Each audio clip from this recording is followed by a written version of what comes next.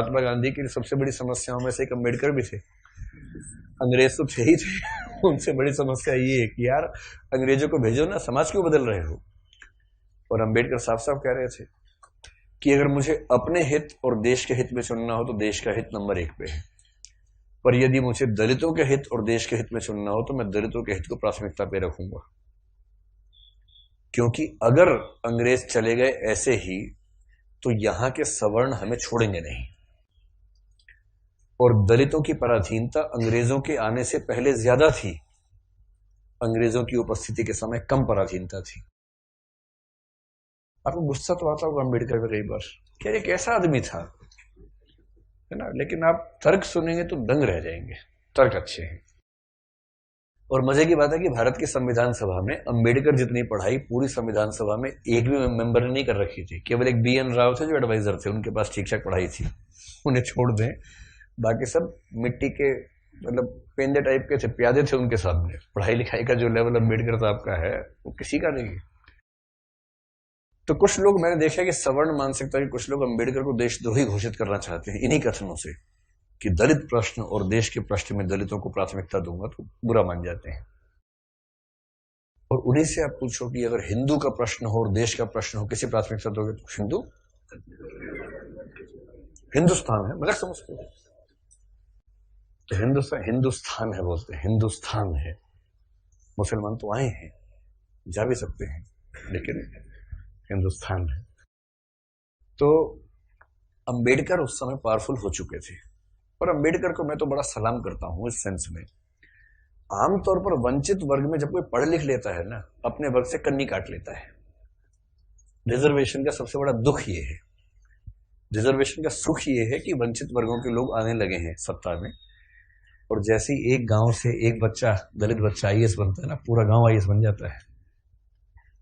आरक्षण के वित्तीय लाभ केवल उस व्यक्ति को मिलते हैं जिसको आरक्षण मिला है, पर सामाजिक राजनीतिक लाभ पूरे गांव, पूरे कुनबे, पूरे कस्बे, पूरे शहर को मिलते हैं। कि हमारे गांव का चंदू IAS बना है, और चंदू वर्ग में मान लीजिए SC या ST में आता है, उस दलित जाति के उस गांव के और आसपास के 100 गांव के सब व्यक्तियों के पास कॉन्फिडेंस आ जाता है। कुछ बिगड़ा, चंदू को फोन लगा दिया, चंदू बिटवा देखिए जरा। अब पुलिस वाले ने रोका, लाइसेंस के लिए, रुको बात करवाते हैं, ऐसे करके कह रहे किसको फोन करो, चंदू को फोन करो। छोड़ दो कोई बात नहीं, आप जाओ, आप गाड़ी कैसे भी ले जाओ, सिर के ऊपर रख के ले जाओ, कोई बात नहीं, हम कुछ नहीं बोलेंगे।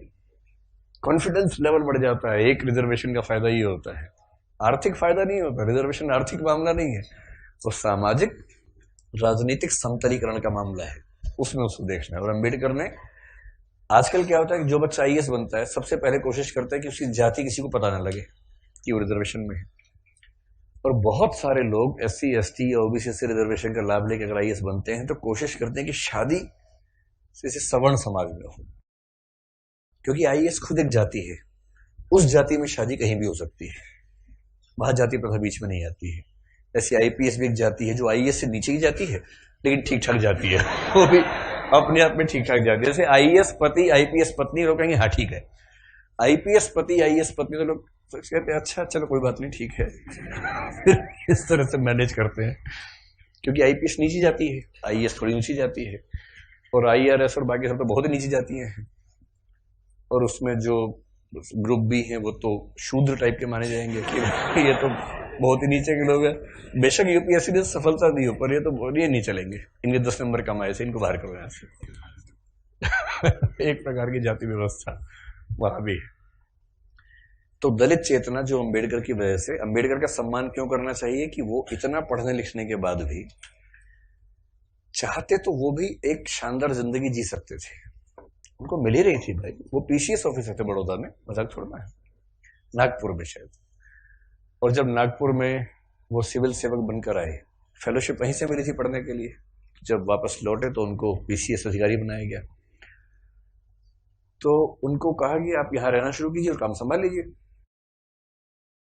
अब ये अम्बेडकर के सामने सबसे बड़ी समस्या, अगर आप उनकी कभी आत्मकथा पढ़े, मैं कैसे बना, हिंदी अनुवाद उसका ये है, उसमें प्रसंग है कि नागपुर में रहना है उनको क्योंकि वो ऑफिसर हैं, उनको अपने रहने के लिए कमरा चाहिए या घर चाहिए, ढूंढ रहे हैं पूरे शहर में, कमरा ही नहीं मिल रहा। लोग पहले पूछते हैं जाति कौन सी है, वो बताते हैं कि महार जाति का हूं, तो भाई कमरा नहीं है हमारे पास, हम किसी दलित को कमरा देंगे ही नहीं अपना। ये 1920-30 के दौरान नागपुर शहर की बात है। फिर वो कह रहे कि कई कमरे खारिज होते गए होते गए होते गए। एक और घर में गए, एक कोई दूसरा ऑफिसर था, वो दिखा रहा था, दोस्त के रूप में हेल्प कर रहा था। तो वहां मालिक ने पूछा ही नहीं कौन सी जाति के हो, इन्होंने बताया भी नहीं, ढिंडोरा क्यों पिटेंगे। उससे पूछा नहीं, उन्होंने बताया नहीं, कमरा मिल गया, रहने लग गए। और फिर वो देखते हैं कि एक दिन अचानक सुबह उठा तो बहुत शोर मचा हुआ था, मुझे लगा पता नहीं क्या हो गया। खिड़की से नीचे देखा तो हजारों की भीड़ हाथ में डंडे भाले हथियार लेके खड़ी हुई थी। उनको पता लग गया था कि एक दलित आदमी इस घर में रहता है और वो भीड़ मेरा कत्ल करने के लिए आई थी। और उसके बाद कुछ दोस्तों की मदद से पता नहीं पीछे के दरवाजे से कहां से किसी तरह से उनकी जान बचा के भगाया गया उनको। इस दौर से वो गुजरे थे। ये उसी देश की बात चल रही है, सारे जहां से अच्छा हिंदुस्तान हमारा, हम बुलबुलें हैं इसकी, ये गुलसिता हमारा, उसी की बात चल रही है।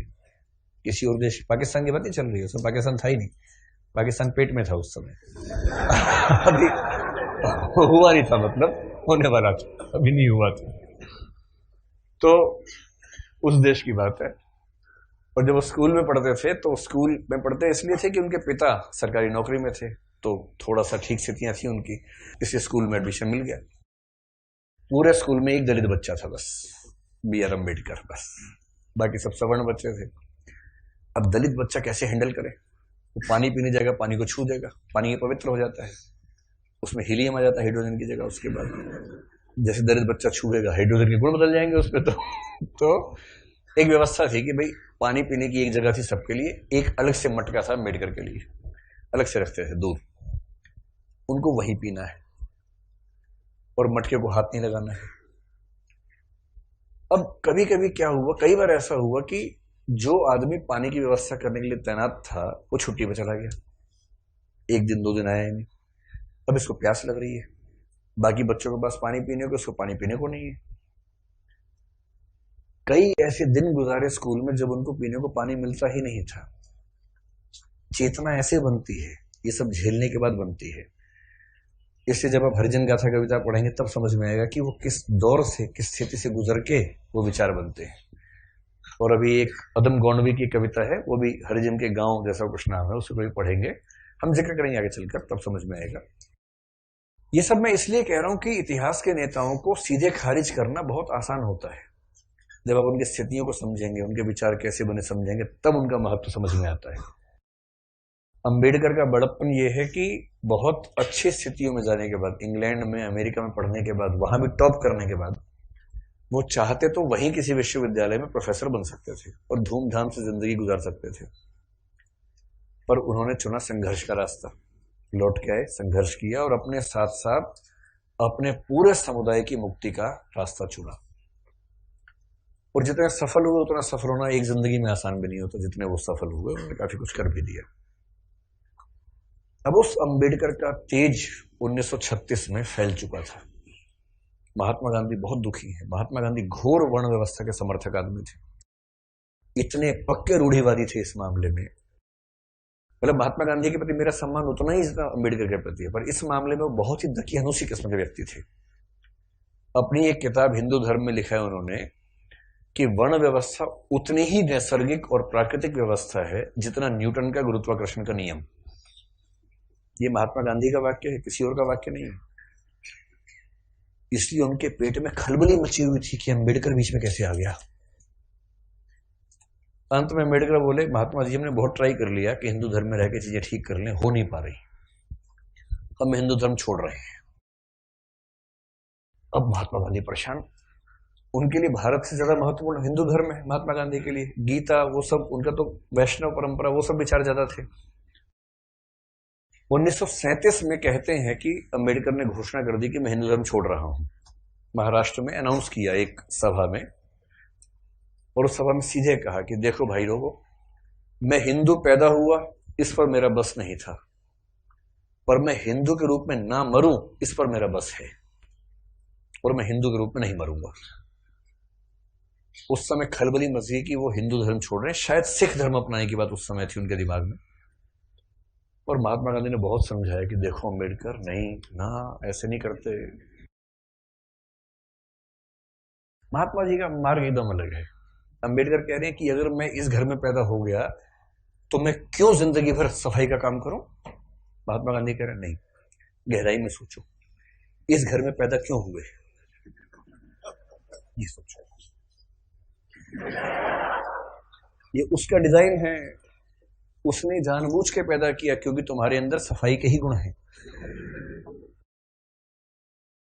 अम्बेडकर कह रहे तू दलित पढ़ेगा नहीं, नहीं पढ़ेगा, पढ़ो लिखो, एमए करो, पीएचडी करो, लेकिन उसके बाद काम वही करना है, सफाई का ही। ये थे राष्ट्रपिता जी।